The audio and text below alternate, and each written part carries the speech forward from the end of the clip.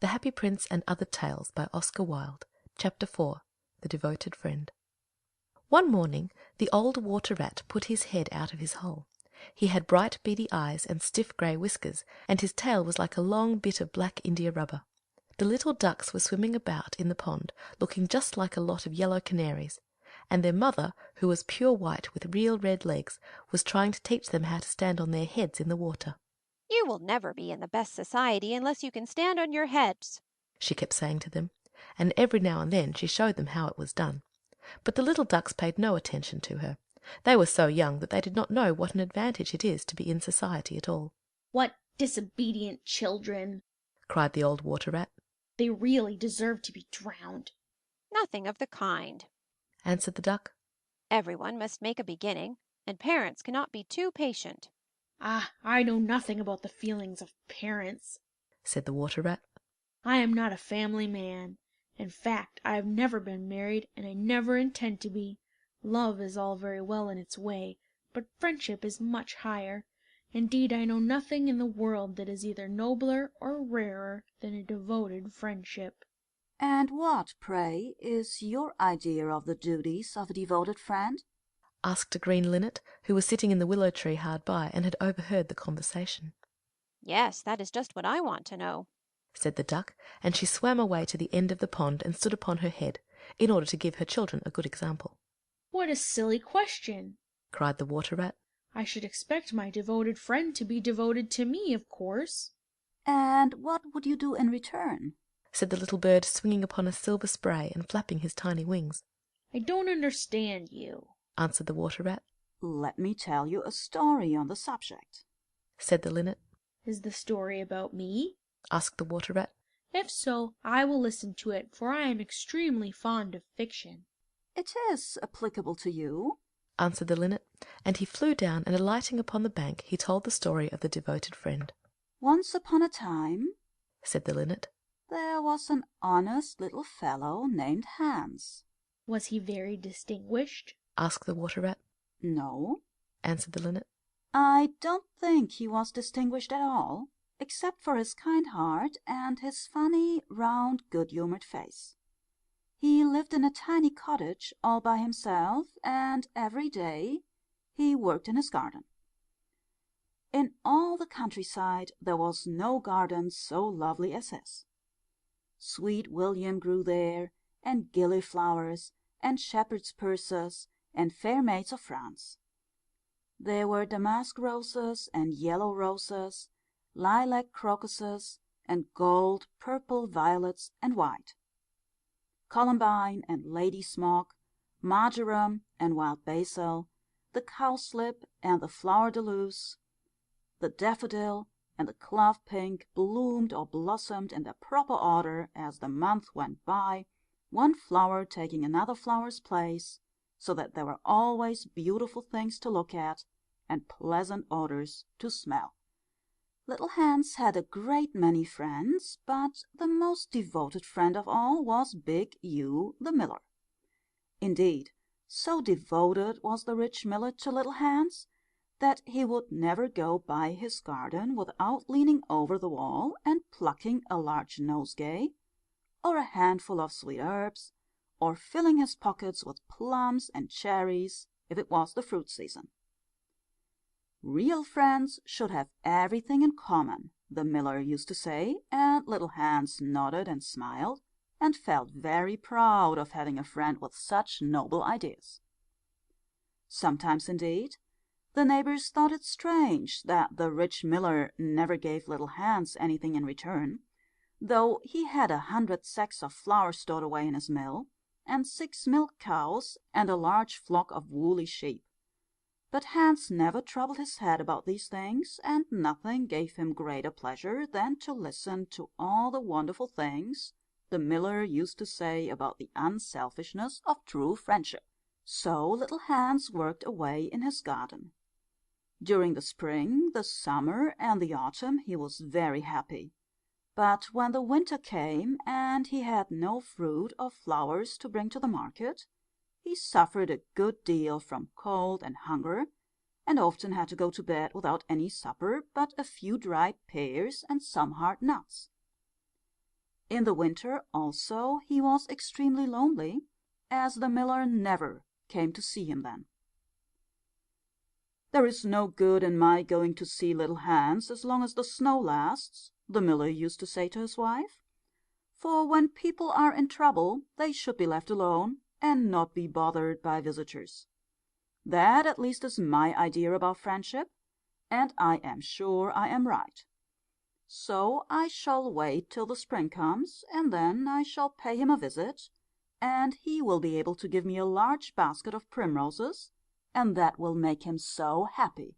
"You are certainly very thoughtful about others," answered the wife, as she sat in her comfortable armchair by the big pine wood fire. "Very thoughtful indeed. It is quite a treat to hear you talk about friendship. I am sure the clergyman himself could not say such beautiful things as you do, though he does live in a 3-storied house and wear a gold ring on his little finger." "But could we not ask little Hans up here?" said the miller's youngest son. "If poor Hans is in trouble, I will give him half my porridge and show him my white rabbits." What a silly boy you are. cried the miller. I really don't know what is the use of sending you to school. You seem not to learn anything.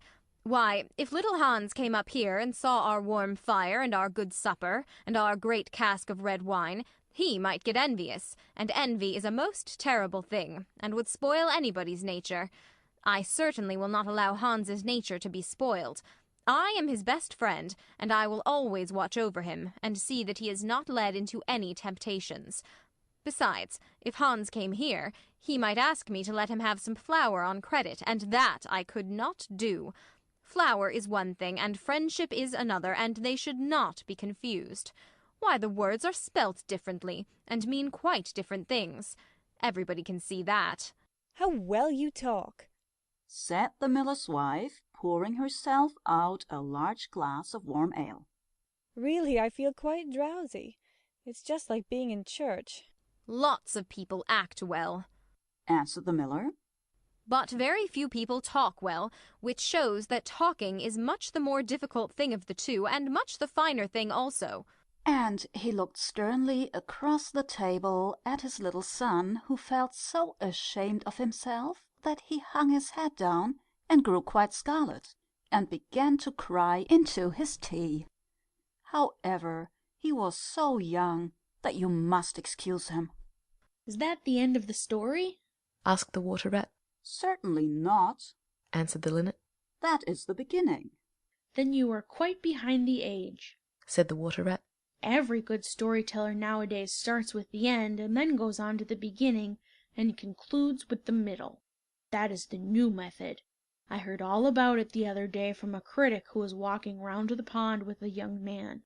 He spoke of the matter at great length, and I am sure he must have been right, for he had blue spectacles and a bald head, and whenever the young man made any remark he always answered, "Pooh!"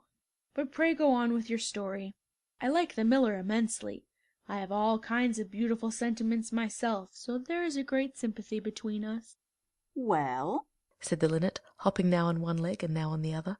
As soon as the winter was over and the primroses began to open their pale yellow stars, the miller said to his wife that he would go down and see little Hans. "Why, what a good heart you have!" cried his wife. "You are always thinking of others. And mind you take the big basket with you for the flowers."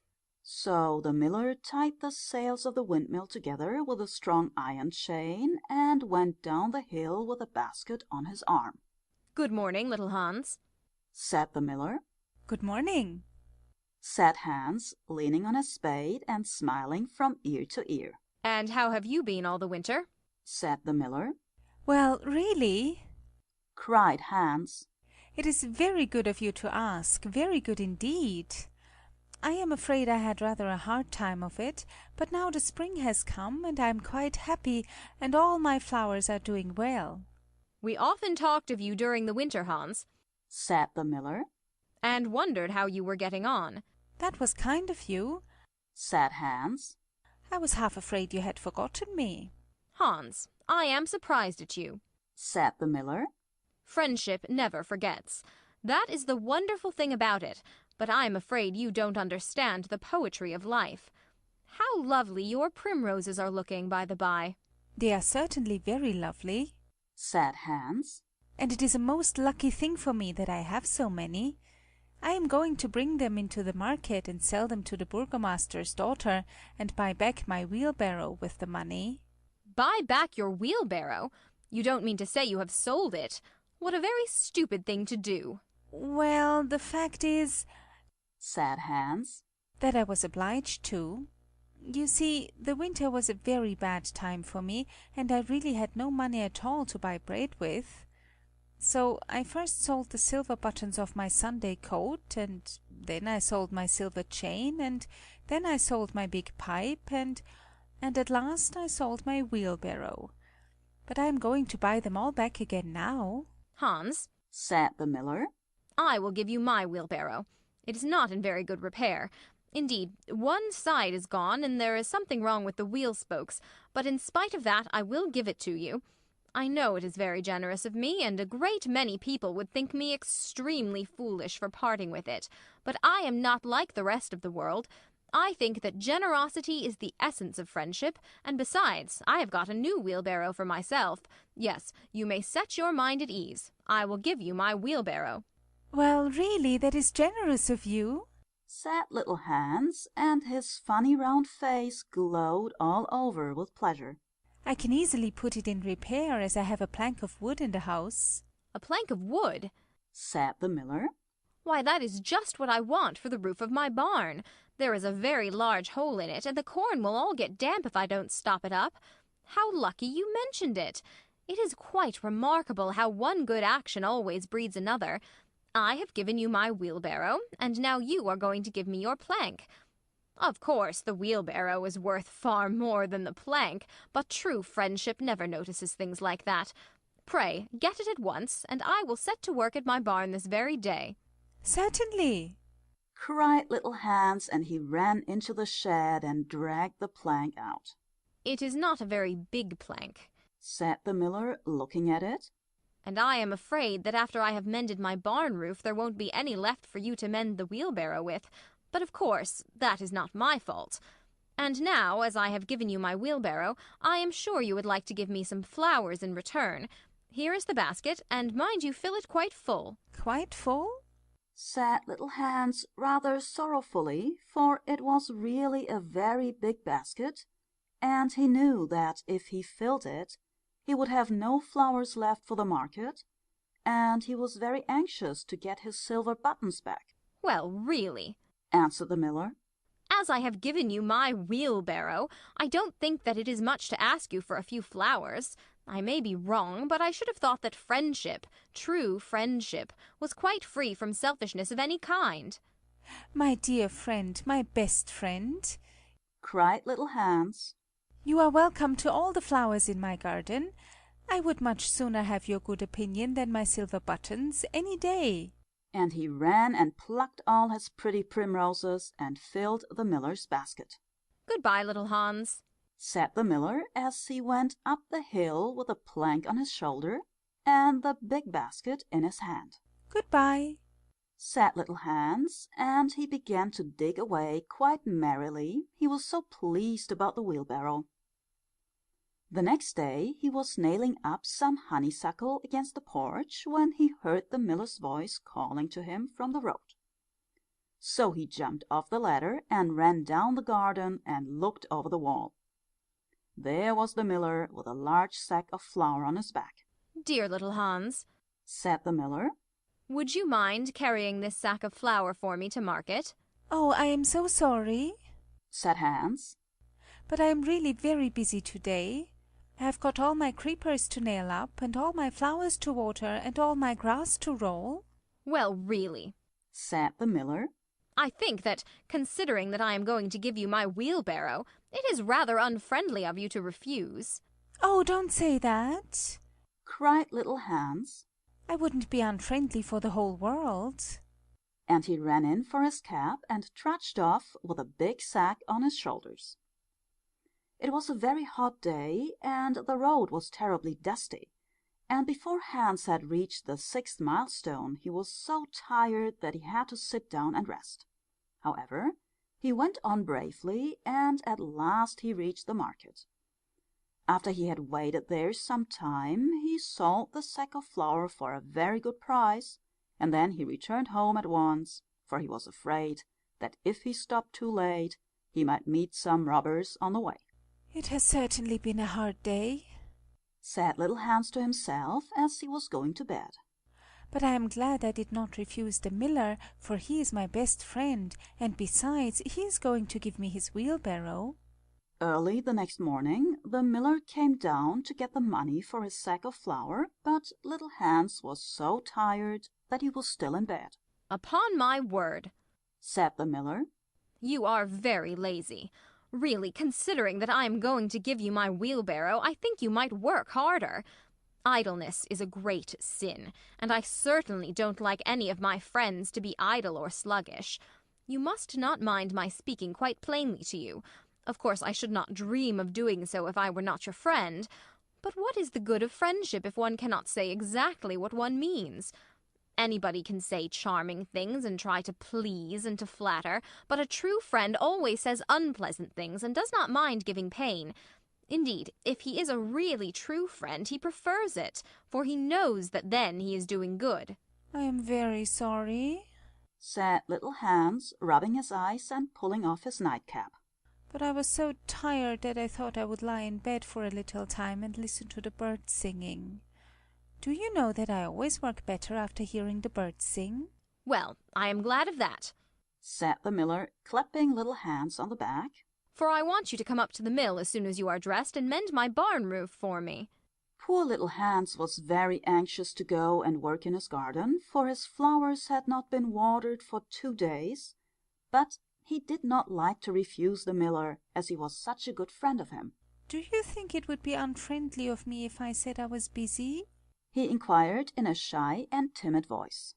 Well, really, Answered the miller. I do not think it is much to ask of you, considering that I am going to give you my wheelbarrow, but of course, if you refuse, I will go and do it myself. Oh, on no account, cried little Hans, and he jumped out of bed and dressed himself and went up to the barn. He worked there all day long till sunset, and at sunset the miller came to see how he was getting on. Have you mended the hole in the roof yet, little Hans? Cried the miller in a cheery voice. It is quite mended, Answered little Hans, coming down the ladder. Ah, Said the miller. there is no work so delightful as the work one does for others. It is certainly a great privilege to hear you talk. Answered little Hans, sitting down and wiping his forehead. A very great privilege, but I am afraid I shall never have such beautiful ideas as you have. Oh, they will come to you, Said the miller. but you must take more pains. At present you have only the practice of friendship. Some day you will have the theory also. Do you really think I shall? Asked little Hans. I have no doubt of it. Answered the miller. But now that you have mended the roof, you had better go home and rest, for I want you to drive my sheep to the mountain tomorrow. Poor little Hans was afraid to say anything to this, and early the next morning the miller brought his sheep round to the cottage, and Hans started off with them to the mountain.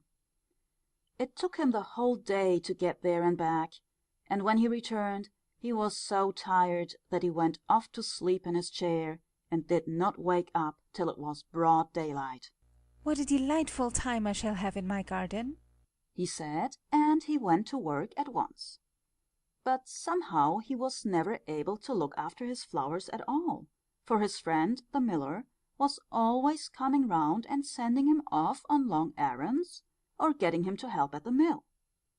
Little Hans was very much distressed at times, as he was afraid his flowers would think he had forgotten them, but he consoled himself by the reflection that the miller was his best friend. Besides, He used to say, he is going to give me his wheelbarrow, and that is an act of pure generosity. So little Hans worked away for the miller, and the miller said all kinds of beautiful things about friendship, which Hans took down in a notebook and used to read over at night, for he was a very good scholar. Now it happened that one evening little Hans was sitting by his fireside when a loud rap came at the door. It was a very wild night, and the wind was blowing and roaring round the house so terribly that at first he thought it was merely the storm. But a second rap came, and then a third, louder than any of the others. "It is some poor traveller," said little Hans to himself, and he ran to the door. There stood the miller with a lantern in one hand and a big stick in the other. "Dear little Hans," cried the miller, "I am in great trouble. My little boy has fallen off a ladder and hurt himself, and I am going for the doctor. But he lives so far away, and it is such a bad night, that it has just occurred to me that it would be much better if you went instead of me. You know I am going to give you my wheelbarrow, and so it is only fair that you should do something for me in return." "Certainly," cried little Hans. "I take it quite as a compliment your coming to me, and I will start off at once. But you must lend me your lantern, as the night is so dark that I am afraid I might fall into the ditch." "I am very sorry," answered the miller. "but it is my new lantern, and it would be a great loss to me if anything happened to it." "Well, never mind, I will do without it," cried little Hans, and he took down his great fur coat and his warm scarlet cap and tied a muffler round his throat and started off. What a dreadful storm it was! The night was so black that little Hans could hardly see, and the wind was so strong that he could scarcely stand. However, he was very courageous, and after he had been walking about 3 hours, he arrived at the doctor's house and knocked at the door. "Who is there?" cried the doctor, putting his head out of his bedroom window. "Little Hans, doctor." "What do you want, little Hans?" "The miller's son has fallen from a ladder and has hurt himself, and the miller wants you to come at once." "All right," said the doctor, and he ordered his horse and his big boots and his lantern, and came downstairs and rode off in the direction of the miller's house, little Hans trudging behind him. But the storm grew worse and worse, and the rain fell in torrents, and little Hans could not see where he was going or keep up with the horse. At last he lost his way and wandered off on the moor, which was a very dangerous place, as it was full of deep holes, and there poor little Hans was drowned. His body was found the next day by some goatherds, floating in a great pool of water, and was brought back by them to the cottage. Everybody went to little Hans' funeral, as he was so popular, and the miller was the chief mourner. "As I was his best friend," said the miller, "it is only fair that I should have the best place." So he walked at the head of the procession in a long black cloak, and every now and then he wiped his eyes with a big pocket handkerchief. "Little Hans is certainly a great loss to everyone," said the blacksmith when the funeral was over, and they were all seated comfortably at the inn, drinking spiced wine and eating sweet cakes. "A great loss to me, at any rate," answered the miller. "Why, I had as good as given him my wheelbarrow, and now I really don't know what to do with it. It is very much in my way at home, and it is in such bad repair that I could not get anything for it if I sold it. I will certainly take care not to give away anything again. One always suffers for being generous." Well, said the water rat after a long pause. "Well, that is the end," said the linnet. but what became of the miller? Asked the water rat. "Oh, I really don't know, Replied the linnet. and I am sure that I don't care." It is quite evident, then, that you have no sympathy in your nature, said the water rat. "I am afraid you don't quite see the moral of the story." Remarked the linnet. The what? Screamed the water rat. "The moral?" Do you mean to say that the story has a moral? "Certainly," said the linnet. Well, really, Said the water rat in a very angry manner. I think you should have told me that before you began. If you had done so, I certainly would not have listened to you. In fact, I should have said pooh like the critic. However, I can say it now. So he shouted out, Pooh! at the top of his voice, and gave a whisk with his tail and went back into his hole. "And how do you like the water rat?" Asked the duck, who came paddling up some minutes afterwards. "He has a great many good points. But for my own part I have a mother's feelings. and I can never look at a confirmed bachelor without the tears coming into my eyes." "I'm rather afraid that I have annoyed him," answered the linnet. "The fact is that I told him a story with a moral." "Ah, that is always a very dangerous thing to do," said the duck, and I quite agree with her. End of chapter 4.